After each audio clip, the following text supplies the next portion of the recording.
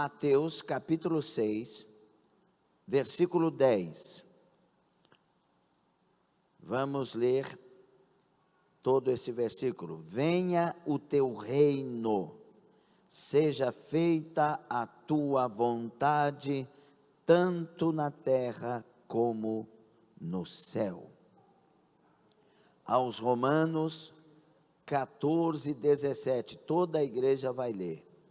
Aos Romanos 14, 17, alto, sem pressa, entendendo o texto. 1, 2, 3.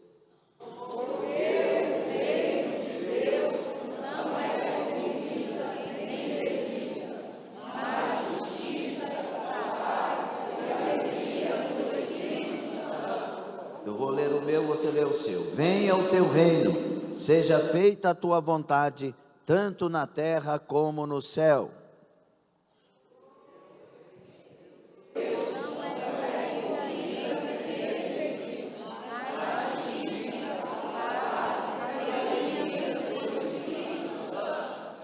Amém?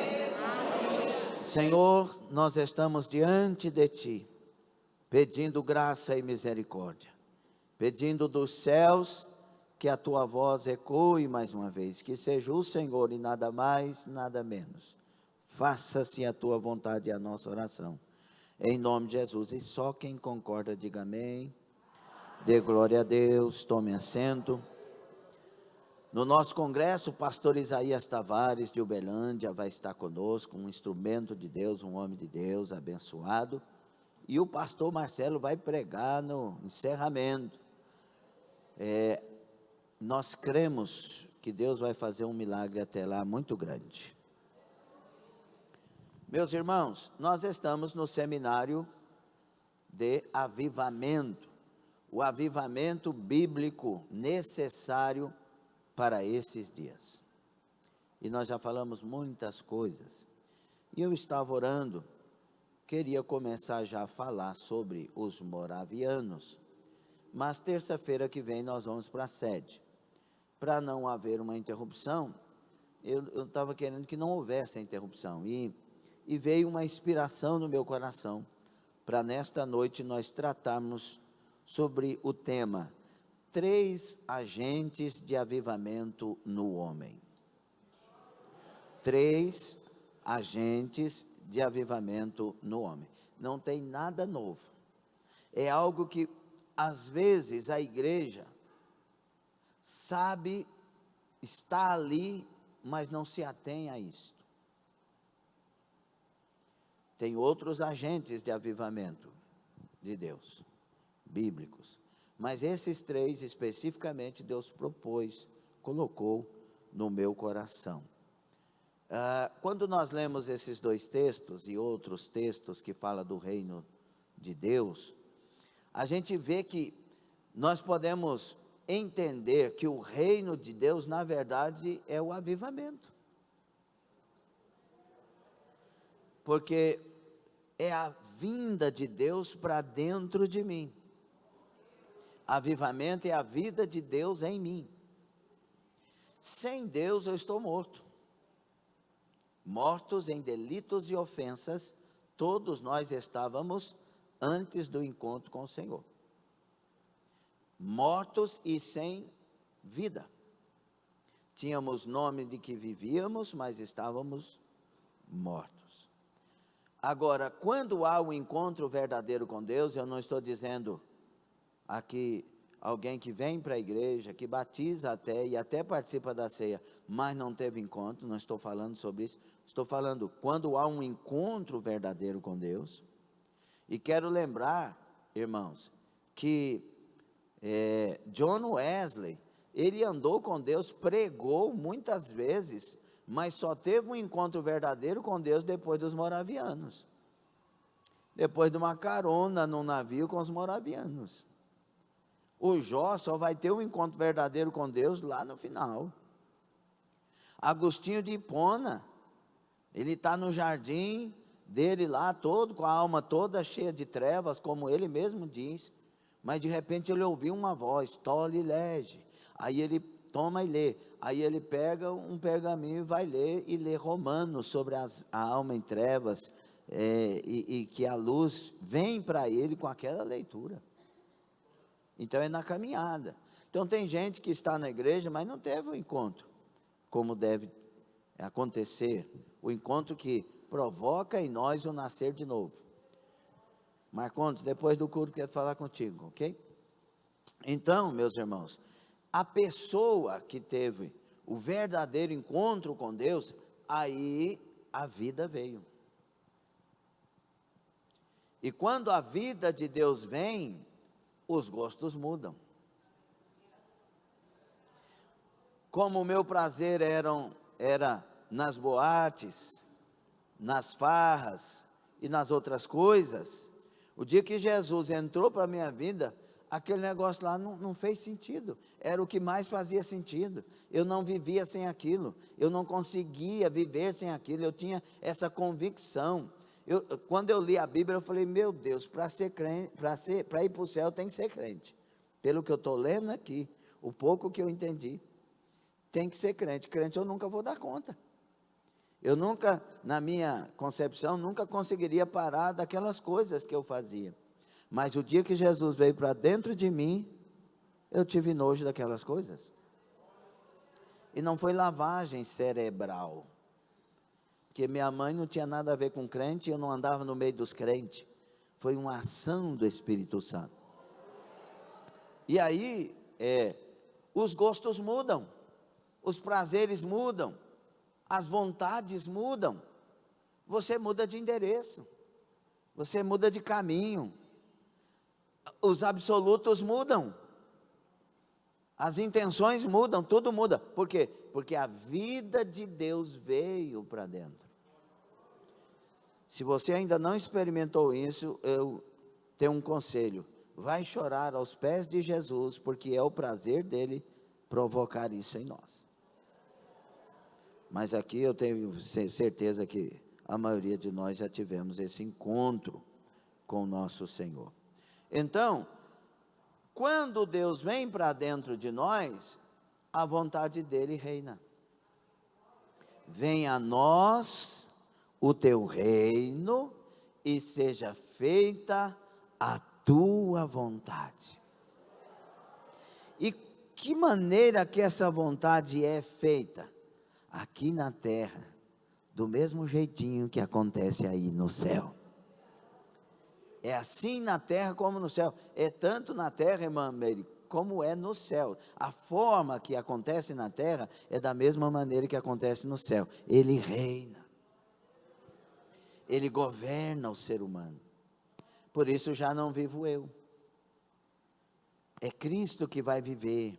É Cristo que vai dar o sentido. É Cristo que vai dar a direção. E esse é o reino de Deus, que não é comida nem bebida, não tem nada a ver com o exterior, mas é justiça, paz e alegria no Espírito Santo. Justiça porque fomos justificados por Ele, e agora vivemos um reino de justiça. Paz porque nele temos paz, fora dele não, mas nele temos paz, a paz que excede o entendimento. Tem uma paz que o mundo dá, mas não, essa paz é passageira, mas a paz que Jesus dá permanece e excede o entendimento, e nós temos paz com Deus, nós temos paz com as pessoas, e nós andamos em paz, porque o reino de Deus traz isso, e além disso, também traz a alegria no Espírito. Entenda que não haverá alegria fora do Espírito, essa alegria completa, essa alegria perfeita, que Jesus disse em João 15:11, né? Tenho-vos dito estas coisas, para que a minha alegria esteja em vós, e a vossa alegria seja completa. Essa alegria completa não existirá sem estar em Cristo. Você entendeu? Por isso que João 15:11, que eu acabei de recitar, o contexto é permanecer em Cristo, estar em Cristo. Se as minhas palavras estiverem em vós, é uma comunhão. É uma comunhão com Cristo, é andar nele. Você está passando tristeza, mas está feliz. É um negócio bem esquisito, não é? Perseguição, angústia, dor, e você está feliz, porque pelo menos eu tenho um Salvador, eu tenho um Senhor, eu tenho um escape, eu tenho um ajudador, aleluia, que coisa boa foi achar Jesus, aleluia. Então, meus irmãos, dentro dessa introdução, 3 agentes de avivamento que eu tenho que conhecer. Primeiro, coração puro. Se você não tiver o coração puro, essas coisas não vão reinar em você.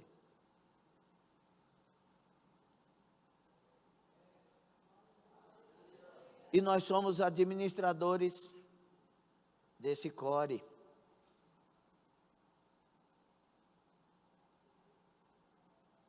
My heart.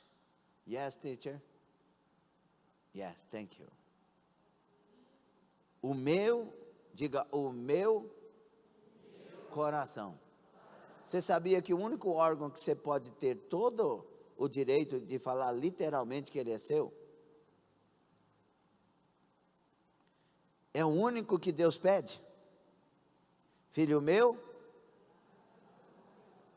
dá-me o, ele é teu. Isso aqui é profundo demais, porque é você que escolhe o que faz com ele. Você pode dar ele para um amante, uma ou um amante. Você pode dar ele para o ódio, para a amargura, para o rancor, ou você pode dar ele para Jesus, para o perdão, para o amor, mas ele é seu. A grande coisa que você e eu temos que entender nessa noite, é que você é que está escolhendo o que vai entrar aí dentro. Está prestando atenção ou está longe? Ah, não quero saber não. Isso, você é que escolhe. Sempre é você. Toda vez que você culpar alguém pela sua miséria, lembre que você é a causa. Gostou não? Vou falar de novo então. Sempre que você quiser culpar alguém pelas suas misérias, lembre-se que esse alguém é você. Foi o que você fez, foi o que você falou, foi o que você deixou entrar. Sabe por que perdoar é mandamento? Porque Deus não mandou magoar, Deus não mandou guardar rancor, Deus não mandou guardar ódio. Você fez isso, então você tira isso. Está gostando?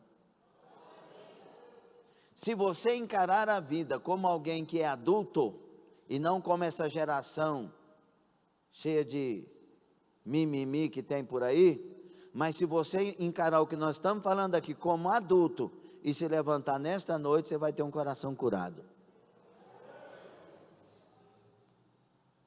A vida está aí, mas ela, se eu e o Flávio andarmos juntos, me permita usá-lo, andarmos juntos, nos mesmos dias, nos mesmos caminhos, nas mesmas circunstâncias, teremos reações diferentes.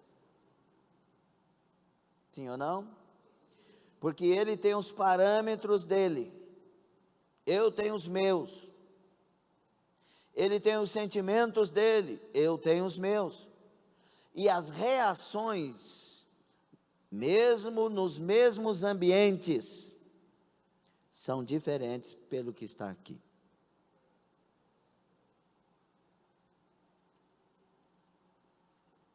Um minuto de silêncio para você meditar a respeito disso.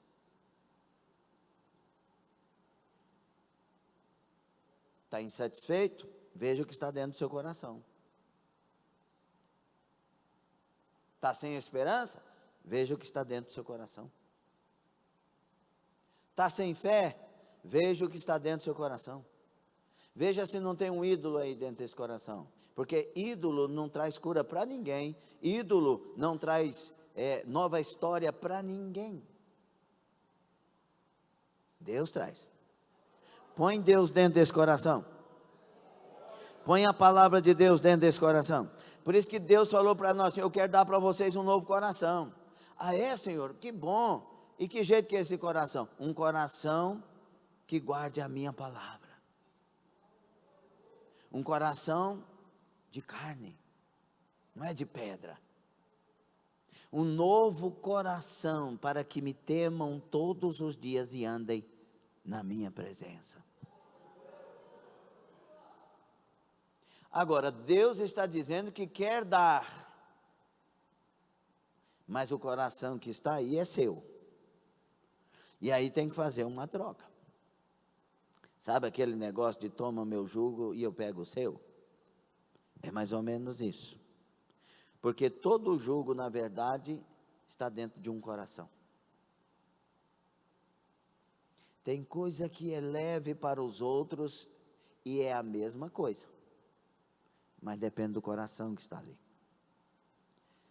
Então pega seu coração e diga, Deus, eu não quero esse coração velho mais não. O Senhor quer trocar ele? Tua palavra diz que o Senhor vai me dar um novo coração. E entrega esse coração, mas entrega para não pegar. Sabe aquele negócio do página virada? Até na psicologia fala sobre isso. Mas sabe aquele negócio do página virada? Eu já fui magoado, não sou mais.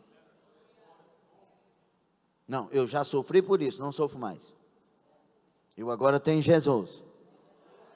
Uma das coisas que a Vilcelene me ensinou, entre outras, foi sobre essa questão de coração, muito importante. Assim, eu sempre tive um coração de não guardar mágoa. E aí é uma coisa de natureza, né? Mas eu aprendi sobre isso com ela. Ela disse, quando alguém feria ela, eu ficava perseguindo ela, e ela conseguiu vencer isso. Ela ia para o quarto e falava, Jesus, não levanto da oração enquanto o Senhor não limpar meu coração. E aí quando Jesus limpava o coração, ela levantava abençoada. Porque você tem que guardar o teu coração. A parte do coração, diga, é comigo.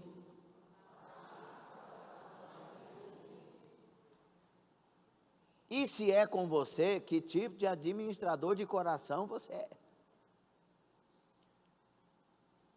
Davi administrou o coração dele muito bem. Salmo 119, 11, ele diz, né? Guardei a tua palavra no meu coração. Até aí parece que está bom, né? Mas por que ele está falando isso? É porque ele estava com medo de pecar.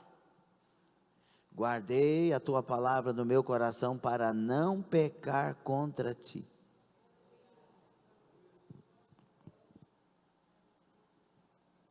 E como que o jovem conservará limpo e puro o seu caminho?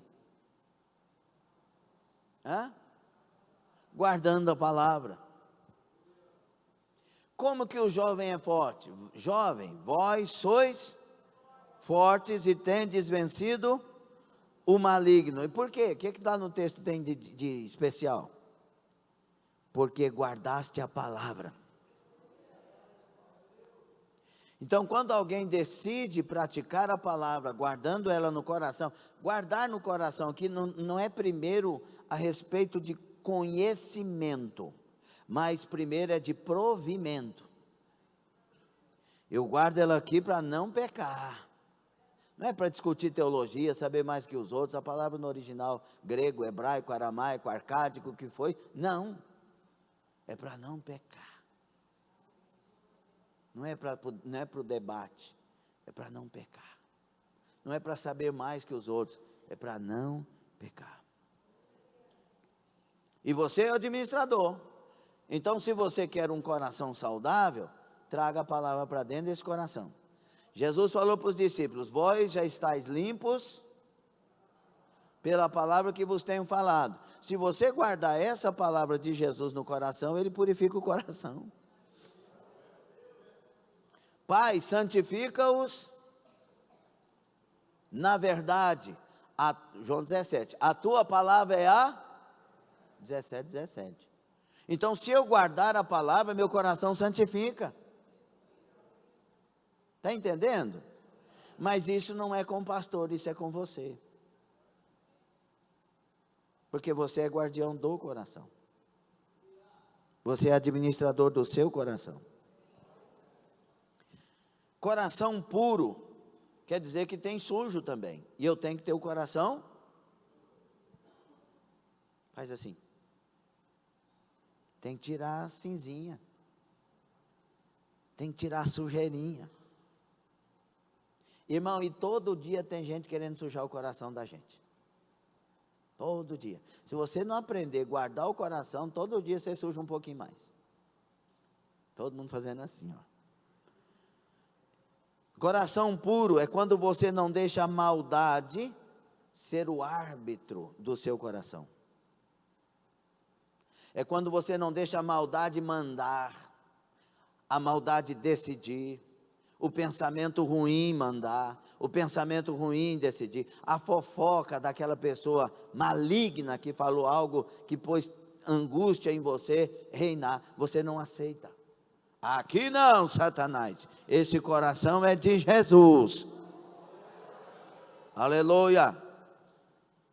É quando você não aceita que o mal tenha vez em seu coração, mas sim o bem de Deus. Podem chamar você de bobo, continue amando, perdoando e um coração limpo. Olha o que diz Mateus 15:11, abram lá, Mateus 15:11.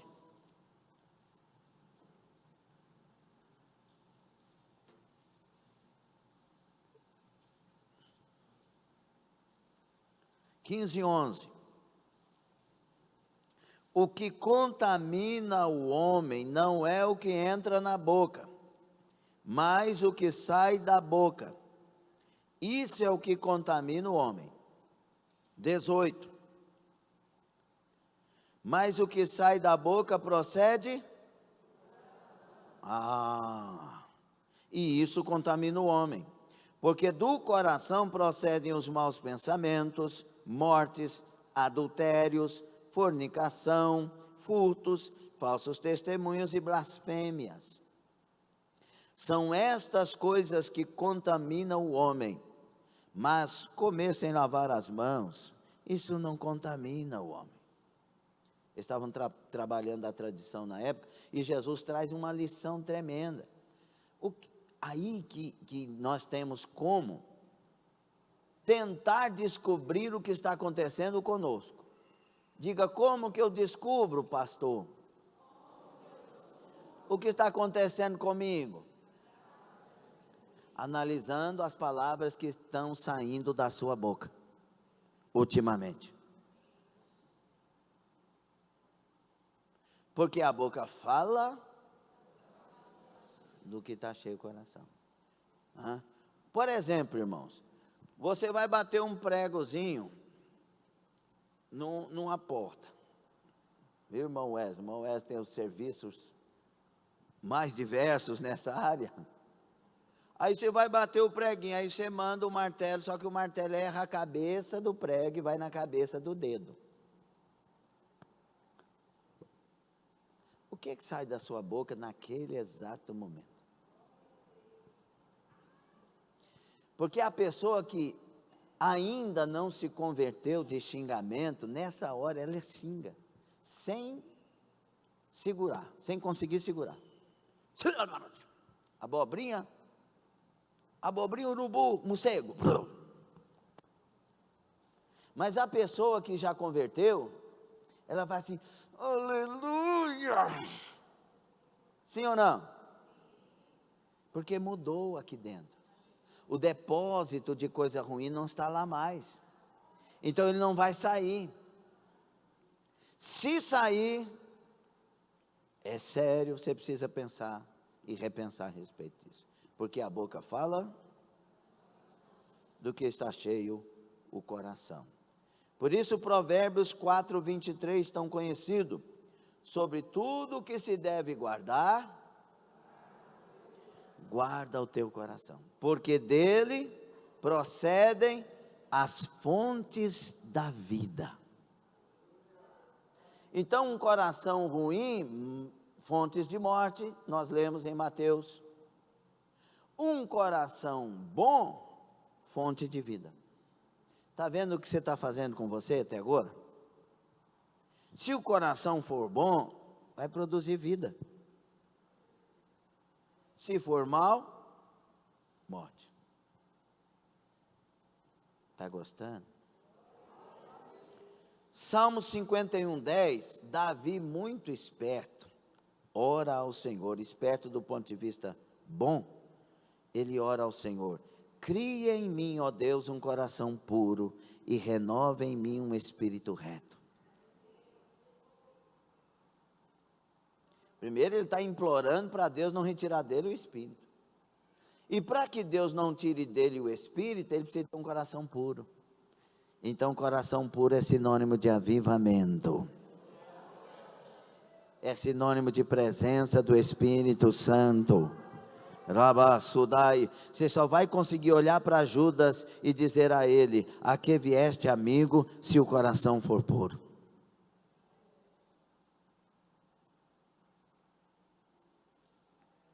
Mas também você só terá coragem de beijar o rosto de Jesus, negando ele, traindo ele, vendendo ele, se tiver um coração tão sujo quanto o de Judas.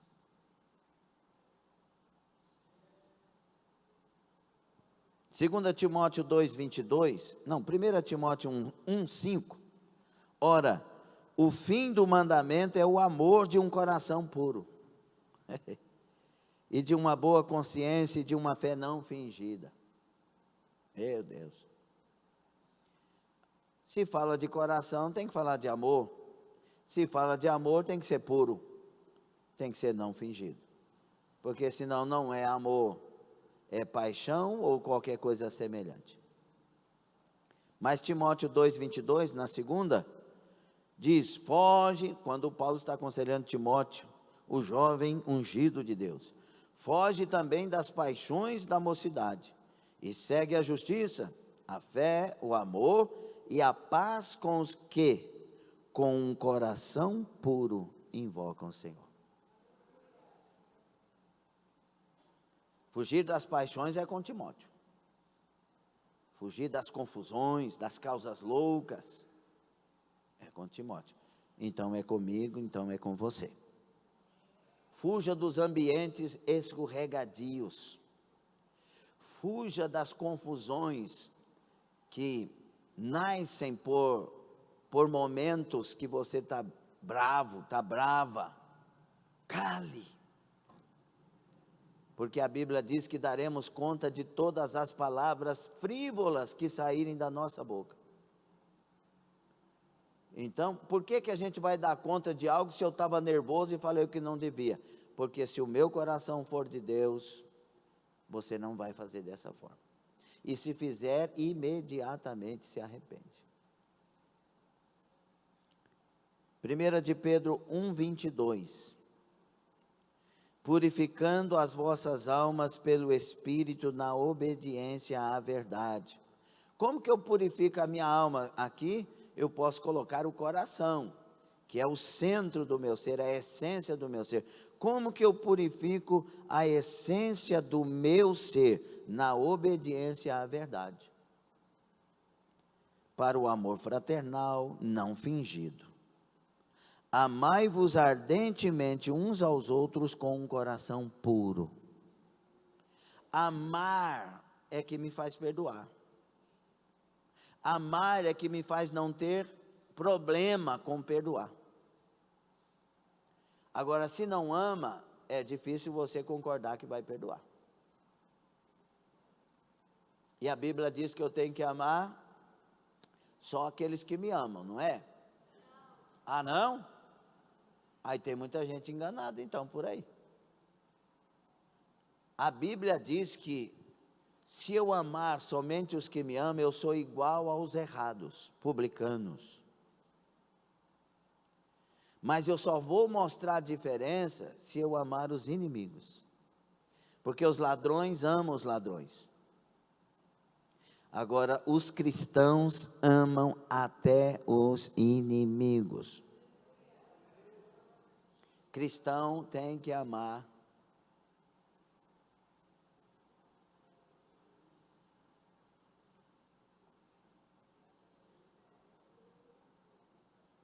É esse aqui mesmo? Ah, vocês sabem, né?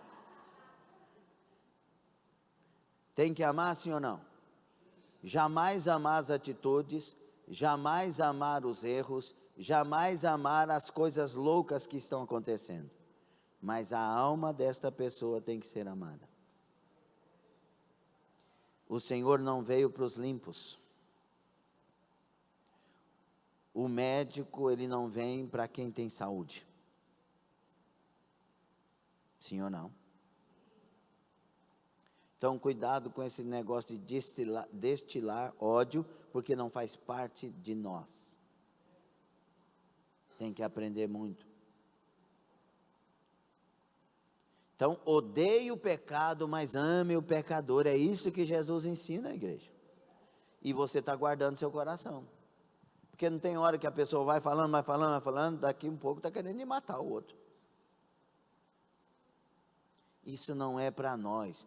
Quando se trata de avivamento, principalmente, Jesus falou assim para os discípulos: os reinos dos homens, o que vai acontecer, quando que eu vou trazer de volta para Israel, isso não compete a vocês. Agora para vocês compete uma coisa: vão para o cenáculo, até que sejam cheios do poder. A igreja tem que se preocupar em ser cheia e em ser de Deus. O que o mundo vai passar, meu querido, a igreja não vai impedir.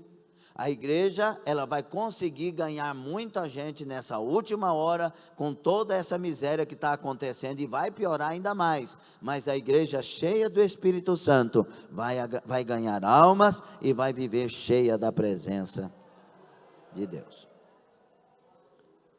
Olha o que diz Salmo 24, versículos 3 e 4.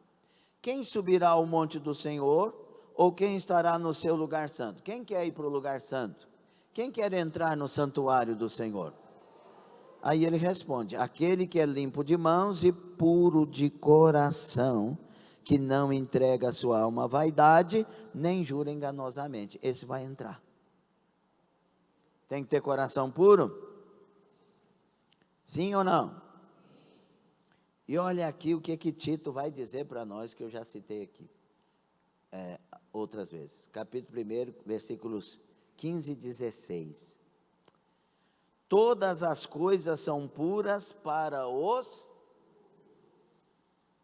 Todas as coisas são puras para os... Então, se o meu coração for puro, haverá pureza nos julgamentos, pureza na maneira de ouvir, pureza para obedecer o que é mandado, pureza para voltar ao caminho, reconsiderar situações. É para Jesus? Vamos fazer. Mas você consegue? O Senhor nos dará graça. O Senhor vai nos fortalecer. Esse é o caminho, não é? Então vamos por ele. Porque é o caminho. A pessoa de coração puro, ela sabe que se ela quer ir para Goiânia e só tem um caminho, ela não vai brigar com o camarada que diz que tem que passar pela BR. Ela diz: aqui é o único caminho? Então eu vou por aqui. Mas tem umas pedras lá, uns buracos, e tem uma portagem, um pedágio. Portagem é lá no Portugal. Tem um pedágio. Mas é o único caminho? Vou por ele. Então, quando a gente é puro de coração, sabe que só tem um caminho, não discute. Você tem que perdoar? Tem que perdoar? Vai dar desculpa? Não consigo. Não quero perdoar. Porque todos nós, se estivermos em Cristo, podemos todas as coisas naquele que nos fortalece. Irmãos, a gente não conseguia era ser crente. E Jesus veio com a graça e nos tornou crente. Então a gente consegue tudo. E se Deus não poupou o seu Filho, mas antes com Ele nos entregou todas as coisas, como é que a gente não vai conseguir? Ele venceu por nós, Ele conseguiu por nós. No mundo tereis aflições, mas tende bom ânimo. Eu venci o mundo. Eu venci. E aí ele diz assim, no Tito: todas as coisas são puras para os puros, mas nada. O que é nada? Nada é? Nada. Nada é puro para os contaminados e infiéis. Irmãos, está aqui a pastora Ana Carolina, que já tem a sua estrada pastoreando. Se a pessoa tiver coração fechado, você fala, você vê Deus te usando com palavras de sabedoria que você nunca teve, mas a pessoa nem assim abre o coração. Você vê Deus revelando coisas naquele momento profundas, mas a pessoa não abre o coração. Se o coração estiver sujo, não adianta, porque nada é puro. O senhor está puxando para o lado dele, o senhor está do lado do meu esposo, o senhor está do lado da minha esposa, o senhor é porque não conhece o meu marido. Meu Deus do céu, gente, tem que purificar o coração, tem que limpar o coração. Se não limpar, você não vê, você não enxerga. Se não limpar, você não consegue refletir a respeito. Você não consegue se posicionar. Deus chegou para Caim e falou: Caim, não faz isso. O pecado está aí batendo na sua porta. Cabe a você dominar o teu desejo. Por quê? Porque desejo está no coração. E coração Deus não entra, se a pessoa não quiser. Deus chega até pertinho dele e diz assim: não faça isso. O mal jaz na tua porta. Cabe a você dominar o teu desejo. Senão o teu desejo será contra ti. Deus virou as costas, o Caim também virou, foi lá e matou. Você não tem medo não desse coração que está aí dentro, não? A Bíblia diz que esse coração é mais perverso, enganoso é o coração do homem, mais perverso que toda miséria.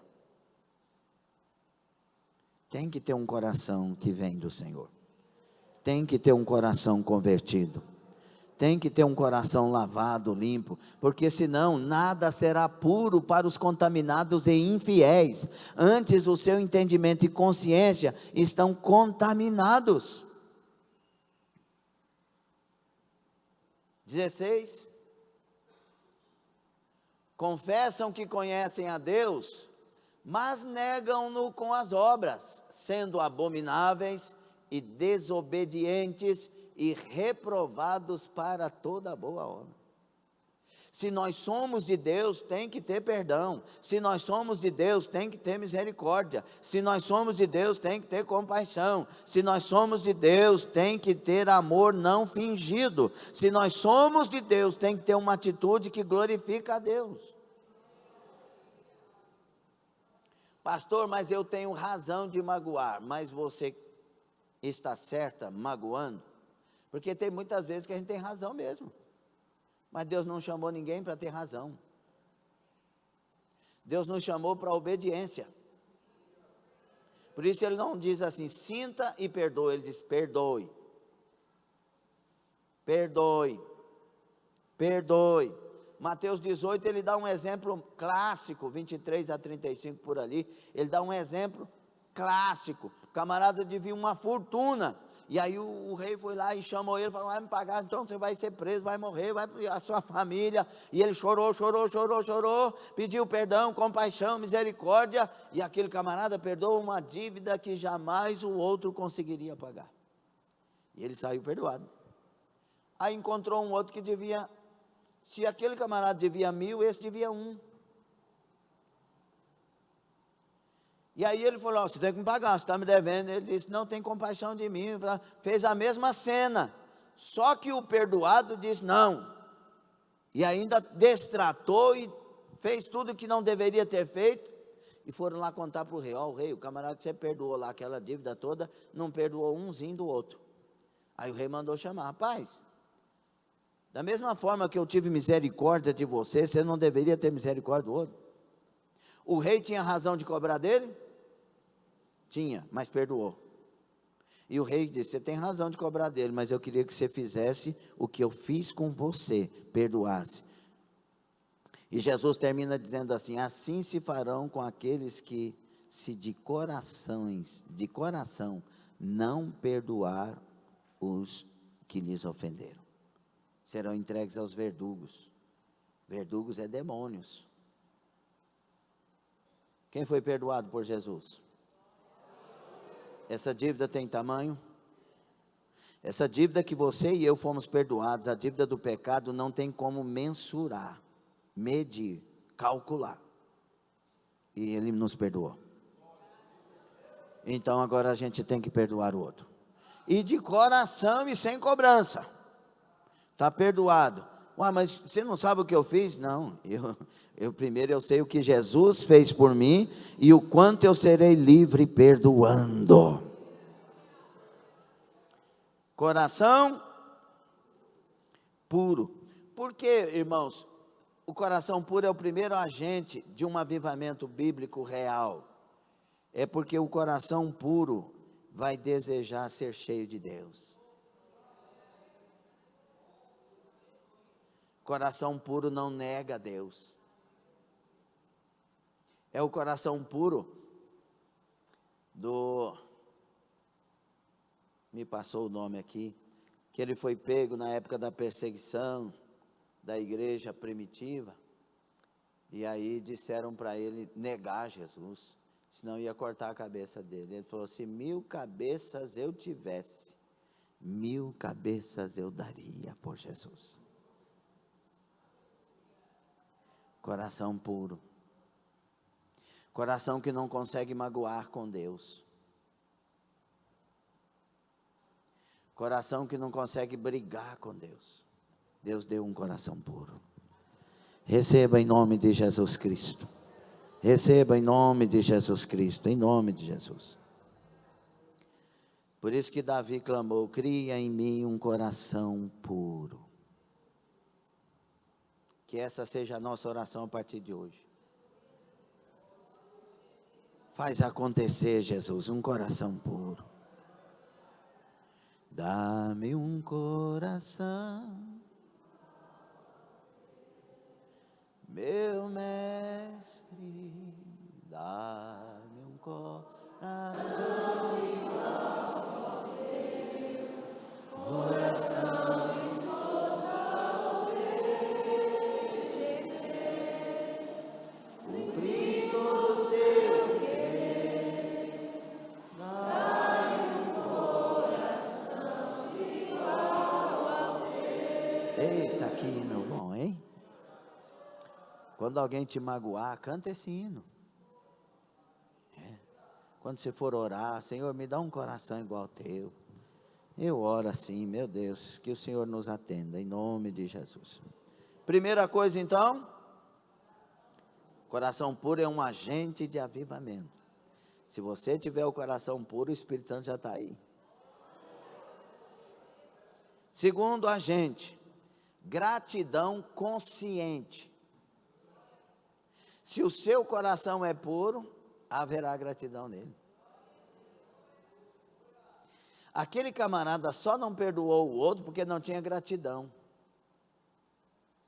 Se tivesse gratidão, falou: nossa, eu devia tudo aquilo, fui perdoado. Aí o camarada chega para ele e diz: não, está perdoado, não precisa nem falar quanto. Porque a gratidão, ela nos promove a lugares de excelência. Irmãos, origem e significado de gratidão. A palavra gratidão deriva do latim gratia, que significa graça, favor, benevolência. Gratidão é reconhecimento e a resposta à bondade de Deus. Reconhecimento e resposta à bondade das pessoas. Só que esse termo aqui é um entendimento para os dicionários. Agora, a gratidão bíblica é diferente. Todarabá, no hebraico, que quer dizer muito obrigado em simples palavras, mas quando você olha para o hebraico, significa obrigado, graças pelo que você fez por mim, e eu rogo ao Eterno que multiplique bênçãos, porque você fez isso por mim, na sua vida. É uma retribuição. E aí no Antigo Testamento, é que tem o hebraico que eu acabei de citar, Todarabá, que seria muito obrigado. O Antigo Testamento, ele ensina a nós, através, por exemplo, de Levítico 7, 12 a 17, 12 a 15, quando está falando de ofertas que se deveria oferecer a Deus, e Deus está instruindo o povo para dar a Ele essas ofertas de gratidão. E o que eu vejo nisso? Primeiro, eu vejo a humildade de Deus. Se eu chegar para você e dizer assim, no dia do meu aniversário, queria que vocês falassem umas palavras agradáveis para me ouvir. Eu nunca vou ter coragem de fazer isso. Só que Deus não precisa de nada. Deus é pleno. Ele já está cheio de tudo que é bom. Ele é pleno. Não falta nada em Deus. E aí Deus desce do céu e fala assim, eu quero que vocês sejam gratos a mim. Então Ele não está fazendo, preste atenção nisso, Ele não está fazendo por causa dele, Ele está fazendo por causa de nós. Porque Ele não precisa, mas eu preciso. Você precisa. Gratidão cura coração. Está vendo que está uma coisa ligada na outra? Diga, gratidão cura coração. Faz assim.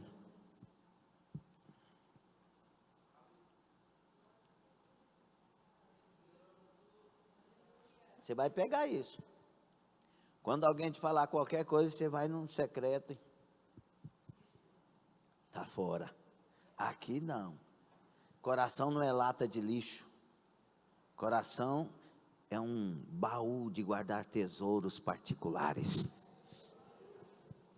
Então, quando Deus institui, se o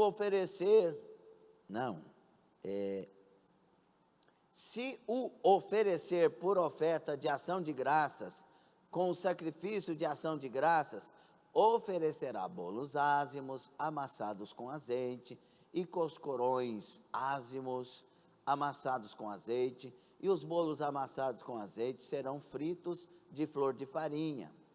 Com os bolos oferecerá a sua oferta pão levedado, com o sacrifício de ação de graças da sua oferta pacífica. E de toda a oferta oferecerá uma parte por oferta alçada ao Senhor, que será do sacerdote que aspergir o sangue da oferta pacífica.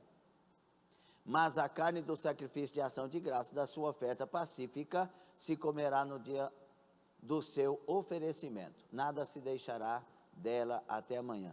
Deus está instruindo como fazer cada coisa. Pão fermentado, pão não fermentado.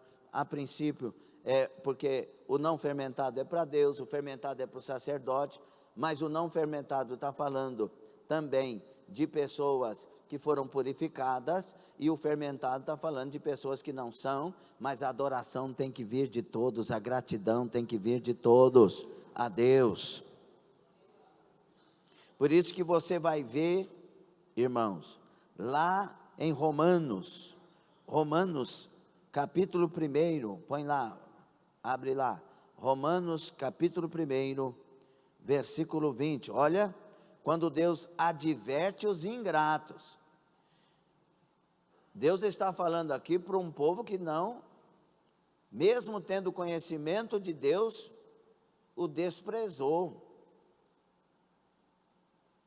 Olha o que está escrito: porque as suas coisas invisíveis, desde a criação do mundo, tanto o seu eterno poder, como a sua divindade, se entendem e claramente se veem pelas coisas que estão criadas.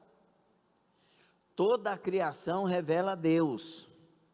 Qualquer ser inteligente sabe que coisas tão complexas e maravilhosas não vieram por acaso. Por isso que nós temos vários cientistas criacionistas ateus, mas são criacionistas, por causa do design inteligente, por causa de tudo que faz essa terra não explodir e milimetricamente controlado. Então não tem como não existir um Deus, por isso que a Bíblia diz que a natureza revela Deus, proclama a glória de Deus. E ele diz aqui, para que fiquem inexcusáveis, porquanto tendo conhecido a Deus, não o glorificaram como Deus, nem lhe deram graças, antes em seus discursos se desvaneceram, e o seu coração insensato se obscureceu, dizendo-se sábios, tornaram-se loucos. Então esses aqui se tornaram ingratos, vendo toda a natureza, todo o cuidado de Deus, e viraram as costas para Deus. Se você ler os versículo 25, versículo 28, todo o capítulo 1, você vai entender isso melhor ainda. Então Deus não gosta de ingratidão. Agora um coração grato, Deus desce do céu para esse coração. A dimensão cultural e tradicional da gratidão. Gratidão na cultura judaica é a prática diária e profundamente arraizada. Isso faz parte na cultura judaica, ser grato. Tem vezes que eles saem na rua procurando pedinte para fazer esmola. E tudo tem que ser por gratidão. Eles têm uma oração que chama Modéani, que ela é recitada ao acordar na cultura judaica, que expressa agradecimento a Deus por mais um dia. Olha como que é a oração deles. Agradeço a ti, Rei vivo e eterno, por restaurar minha alma em mim com compaixão. Grande é a tua fidelidade. Nós cristãos, muito mais, deveríamos acordar de manhã e, bom dia Espírito Santo, glória a ti meu Salvador, eu tenho um bom pastor, eu tenho um bom amigo, achei um bom amigo, meu Redentor, meu Criador, Senhor, eu estou aqui, viu, eu te amo Jesus. Orações voluntárias, espontâneas, às vezes inventar uma música para Jesus, um hino, né? O meu amor por ti é bem maior que meu amor pelo mundo e pelas coisas do mundo. Vai cantando, daqui um pouco o Espírito Santo vem, visita, porque ele agrada de um coração grato. Salmodiai ao Senhor. Salmodiar é recitar palavras para o Senhor. Cante a Ele com cânticos espirituais. Chega lá na sua casa. Eu aproveito quando eu gosto de viajar sozinho com Jesus. Aí eles falam, não, leva alguém, tudo bem quando Deus manda, mas eu gosto de ir sozinho, que eu vou gritando, eu ponho o hino lá e choro. Irmãos, tem hora que o lenço fica tudo molhadinho, eu, aleluia, Jesus, eu te amo. Aí de repente, dentro do quarto, só parece doido, mas é gostoso demais, porque você está diante daquele que é a razão da sua vida. Eu era perdido, mas fui achado. Eu fui abandonado por muitos, mas amparado por Ele, o meu bom pastor. Você tem gratidão pela salvação? As pessoas que trazem gratidão pela salvação aos seus corações, elas nunca vão pensar em deixar Jesus. As pessoas vão se tornando ambiciosas, egoístas, egocêntricas, e daqui um pouco virou as costas para Jesus. Agora as pessoas cheias